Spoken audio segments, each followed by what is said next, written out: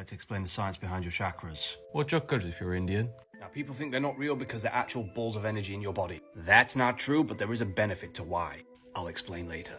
Now, your body has a system which is in charge of regulating all of your hormones. This system is called the endocrine system. Your endocrine system flows through your meridian lines, and the earth has meridian lines. This is why you know that we are all divine and we're all connected to the earth around us. Save this for later because it might get intense. Whenever these hormones go out of balance, this is when our quality of life decides to change and it doesn't become as well as we want it to. Starting from the bottom, you've got your root chakra, which is called Muladhara. Located at the base of your spine, it's in charge of the color red and is associated with regulating your fight or flight or security in life. Governing our essential need for survival, whenever we feel stressed, it's our root chakra that is telling us that we need to be taking action. So the hormone that is released when you are in your root chakra is called cortisol. Cortisol is aka the stress hormone. Whenever we feel stress, we release cortisol into our bloodstream, and then this makes us feel a certain type of way, altering our state of mood. Too much cortisol, you are too stressed, and therefore you don't feel like doing anything. You get stuck in your root chakra and you're constantly scared of things. You've got Svadhisthana, which is your sacral chakra. This is associated with testosterone and estrogen because it's in charge of our reproductive system and our sexual function. When this particular chakra is blocked, you are releasing too much estrogen or too much testosterone and you just want anything that moves. And the reason we get stuck here is because we want to crave other people's companionship and we also want to reproduce. This imbalance can lead to a fear of loneliness and it blacks our creativity. You've then got your solar plexus, aka this is the color yellow. The hormones released when you are in this chakra are adrenaline and insulin. Insulin regulates your blood sugar levels and adrenaline gives you the amount of energy that you need to function on a day-to-day basis. This is why your solar plexus chakra is associated with your ego, because that's what gives you the driving force to get out and do things. When you're spending too much time releasing adrenaline and insulin into your body, it can cause imbalances, making you feel like you're the shit when you're not really. We're all divine and we need to use that power to spread knowledge to other people. Moving on from there, you've got your heart chakra, which is known as the Anahata. Anahata is the green chakra. It's associated with the chakra of love.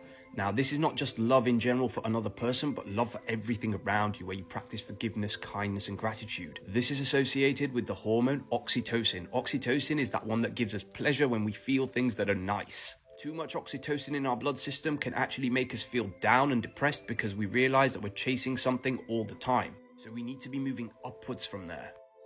Do quick, just comment and I can break things down a little bit further for you because there are associated emotions and experiences with each chakra as well as the hormones that are released. From your heart chakra, you've got your throat chakra, also known as Vishuddha. This is the color and it's in charge of regulating your thyroid hormones. It governs your communication and your clarity of thought. When you have balanced levels of thyroid function, it allows for your mental clarity to allow you to speak your truth properly and effectively. It also helps with contributing to your energy levels as well. If you have proper energy, you can actually speak your mind clearly. Then we're moving on to our third eye, also known as Ajna.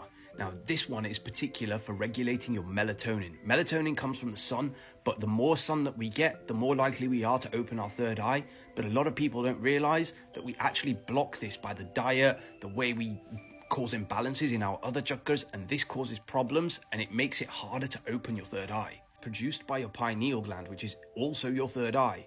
Melatonin regulates your sleep.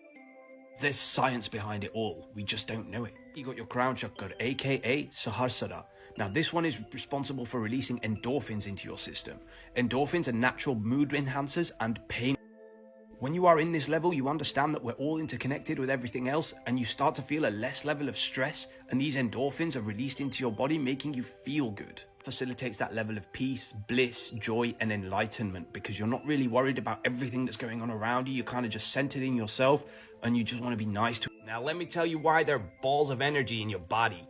When people meditate, they need something to focus on. So each one of them is associated with a particular color and a number of petals. The more petals that you have, the more powerful your chakra is as you move up. Each one of your chakra is associated with a level of your brain, your lizard, mammalian, self, divine, or your heart. And they're also associated with levels of your ego, your id, your ego, your superego. It's like a fucking massive jigsaw. So the reason why they're swirling balls of energy is so that we can focus on that particular color and that particular flower to allow us to block, balance, and regulate those hormones in our body through our endocrine system. Because if you can go inside and think about all of these things, you can actually manage your whole body's fucking ecosystem through the use of meditation and breath work. Comment what you want to hear because I'll help you break it down even further. I'm happy to do that. We just need to start understanding the science behind it all and realize that it's not just a bunch of mystical mumbo jumbo. Thank you very much for your time. Share this with a person who needed it. Follow for more wisdom and have a graced and beautiful day. Peace.